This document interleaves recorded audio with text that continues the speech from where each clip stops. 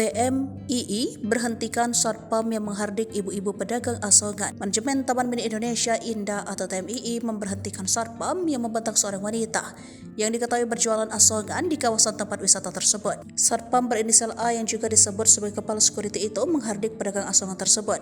Padahal saat ini tidak boleh lagi berjualan di kawasan yang telah mengalami revitalisasi sebesar 1,27 triliun rupiah itu. Aksinya menghardik pedagang asongan itu direkam langsung oleh A dan ia sendiri yang menyebarluaskan video itu. Di media sosial, aksi satpam tersebut mendapat tanggapan negatif oleh netizen. Manajemen TMII menyatakan sangat menyesalkan atas peristiwa tersebut karena sikap satpam tersebut dianggap telah merugikan nama baik TMII. Karena itu, manajemen TMII telah menyampaikan teguran kepada perusahaan penyedia jasa keamanan dan meminta pertanggungjawaban berupa permohonan maaf atas sikap dan tindakan yang dilakukan oleh salah satu personilnya. Dalam video viral itu, petugas tersebut sedang melakukan penertiban kepada pedagang tidak resmi di area TMII pada tanggal 21 Oktober 2023. Namun manajemen TMII menilai petugas tersebut bertindak tidak dengan semestinya. Saat ini manajemen TMII sedang melakukan investigasi atas intensi dan motif dari petugas tersebut yang mengambil video atas aksinya sendiri serta menyebarluaskan video tersebut. Tindakan tersebut dinilai tidak sesuai dengan SOP yang berlaku di TMII. Satpam tersebut telah mengakui kesalahan dan meminta maaf atas perilaku kepada wanita penjual asongan tersebut.